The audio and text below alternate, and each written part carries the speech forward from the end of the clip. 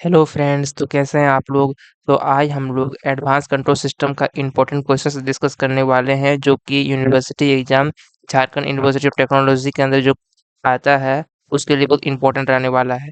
तो फ्रेंड्स, मैं आपको बता दूं कि जो मैं एक सप्ताह से बिजी था, इस कारण जो है एडवांस कंट्रोल सिस्टम्स का जो वीडियो लेक्चर है वो अवेलेबल नहीं हो पा रहा था। तो आज से हम एडवांस कंट्रोल सिस्टम्स का नेक्स्ट जो है चैप्टर, उसके ऊपर वीडियो आने वाला है, जैसे कि आपका स्टेट एनालिसिस है, कंट्रोलेबिलिटी है, ऑब्जर्वेबिलिटी है, वो आपका आने वाला है। तो आप पेशेंस बनाए रखें। आज इसके बाद वीडियो आने वाला है एडवांस कंट्रोल सिस्टम्स का। आपका जो एग्ज़ाम है 10 सितंबर से या 9 सितंबर से आपका है, तो उसके लिए बहुत इम्पोर्टेंट होने वाला है, तो आप वीडियो को ज़रूर देखें। तो देखिए, क्वेश्चन नंबर जो 1 है, what do you understand by digital control system, explain with its block diagram. तो ये मैंने अपना लेक्चर में बताया ही है कि डिजिटल कंट्रोल सिस्टम क्या है और इसका ब्लॉक डायग्राम को साथ एक्सप्लेन किया है, तो वहाँ से आप देख सकते हैं। 1 का बी आपका है state and explain sampling theorem and aliasing effect. Sampling theorem और एलाइजिंग इफेक्ट को आपको एक्सप्लेन करना है। ये भी मैंने बताया है, मेरा लेक्चर में यहाँ से मिल जाएगा आपको। फिर 2 का जो ए है, 2 का ए का 1, find the Z transform of e का पावर -80 sin ओमेगा टी। ये भी आपका जेड ट्रांसफॉर्म मैंने बताया है, लेक्चर वहाँ से आपको इजीली अवेलेबल हो जाएगा। वहाँ से आप देख सकते हैं कि जेड ट्रांसफॉर्म कैसे फाइंड आउट करते हैं। जेड ट्रांसफॉर्म क्वेश्चन अक्सर पूछा जाता है एग्जाम में। 1 का 2 है, 2 का 2 है, find the inverse Z transform of Z into Z plus 1 divided by Z minus 1 into Z square minus Z plus 1। ये आपको देखने में थोड़ा सा प्रॉब्लम हो रहा होगा, उसके लिए मैं सॉरी माफ़ी मांगता हूँ। लेकिन आप इसका जो है फिर से आप देख सकते हैं, फिर से देख कर दिखा दे रहे हैं। इसका आपको इन्वर्स जेड ट्रांसफॉर्म निकालना है, जेड इन जेड प्लस 1 है divided by Z minus 1 into Z square minus Z plus 1। तो इसका इन्वर्स जेड ट्रांसफॉर्म मैंने बताया लेक्चर में, वहाँ से आप देख सकते हैं कैसे इन्वर्स जेड ट्रांसफॉर्म निकाला जाता है। फिर आपका 2 का बी है, discuss the term quantization and digital to analog conversion, also drive the transfer function of zero order hold circuit. मैंने बताया है लेक्चर में क्वांटाइजेशन क्या होता है, डिजिटल टू एनालॉग कन्वर्सन क्या होता है, इसको आपको डिस्क्राइब करना है और आपको ड्राइव भी करना है transfer function of zero order hold circuit. और मैंने बताया था बहुत इंपॉर्टेंट था आपका जीरो ऑर्डर होल सर्किट का जो ट्रांसफर फंक्शन है, वो अक्सर पूछा जाता है यूनिवर्सिटी के सेमेस्टर एग्जाम में। फिर आपका 3 का ए है, find the eigen value and eigen vector of the given state equation. तो आगे आने वाला जो लेक्चर होगा उसमें हम आइगन वैल्यू और आइगन वेक्टर्स डिस्कस करेंगे, जो कि स्टेट स्पेस एनालिसिस का चैप्टर का है, और उसमें से ये टॉपिक बहुत इंपॉर्टेंट रहता है। आइगन वैल्यू और आइगन वेक्टर पूछा जाता है, जो कि x1 dot equal to x1 plus 4x2 है और x2 dot equal to -2x1 minus 5x2 है। 3 का B, a linear time invariant system characteristics by the state equation x1t equal to 0 1 -2 -1। देखो x1t x2t आपका जो है क्या है, ये आपका जो है स्टेट इक्वेशन है। क्या दिया हुआ है, 0 1 -2 -1 x1t x2t plus 0 1 ut and initial condition दिया हुआ है x0 equal to 1 0, where UT क्या है, यूटी आपका यूनिट स्टेप फंक्शन है।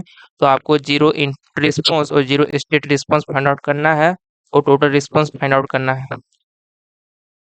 फिर आपका 4 का ए है, derive the expression for finding transfer function from a discrete state space model।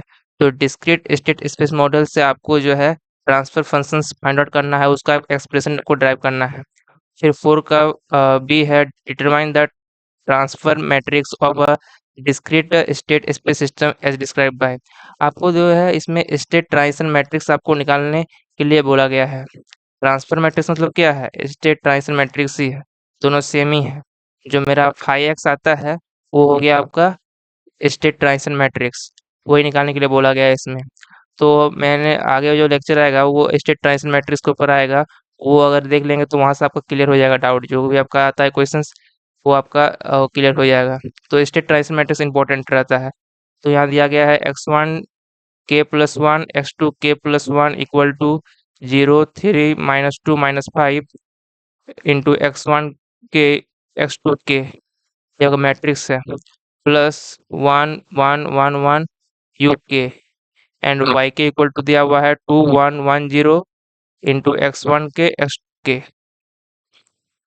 फिर आपका 5 का ए है defines pulse transfer function and find the pulse transfer function for a given system described as। आपको pulse transfer function डिफाइन करना है और pulse transfer function का एक आपका न्यूमेरिकल्स दिया गया है, इसका आपको pulse transfer function find out करना है। जैसे कि यहाँ दिया गया है सैम्पलर दिया है जो कि t इक्वल टू 1 सेकेंड में आपका सैम्पलर है और RT यहाँ इनपुट दे रहे हैं और ये आपका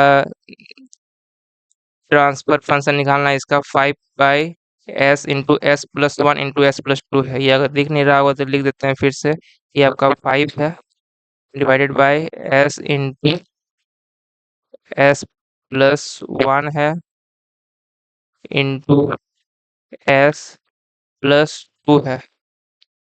तो इस ये आपका ब्लॉक डायग्राम है, तो इसका आपका जो है फर्स्ट ट्रांसफर फंक्शन निकालना है। ये आपका सी टी है आउटपुट, ये आर टी इनपुट है, एस टी सैम्पलर है, टी इक्वल टू 1 सेकेंड में एस डैश टिक हो जाता है सैम्पलर से पास होने के बाद और ये आपका जो है ब्लॉक डायग्राम है 5 by S into S plus 1 into S plus 2। तो इसका फर्स्ट ट्रांसफर फंक्शन निकालना है, तो फर्स्ट ट्रांसफर फंक्शन भी लेक्चर आएगा इसका, इससे अगर देख लेंगे तो आपका क्लियर हो जाएगा। फिर 5 का बी आपका है determine the state transition matrix using matrix diagonalization method for a state model having matrix A equal to 0 1 -6 -5 also write the properties of state transition matrix. तो देखो स्टेट ट्रांजिशन मैट्रिक्स बहुत important रहता है, उसका आपका properties भी आपको लिखना है और आपको state transition matrix find out भी करना है यूजिंग मैट्रिक्स डायगोनलाइजेशन मेथड के इस्तेमाल से आपको state transition matrix find out करना है। तो देखो मेथड जो होता है आपका डायगोनलाइजेशन मेथड, उसमें आपका जो स्टेट ट्रांजिशन मैट्रिक्स निकलता है वो निकलता है तुम्हारा e का पावर पी टी, देखो p इन e का power P T into P inverse से निकलता है। मैं इसका लेक्चर लाने वाला हूँ, उससे आपको क्लियर हो जाएगा।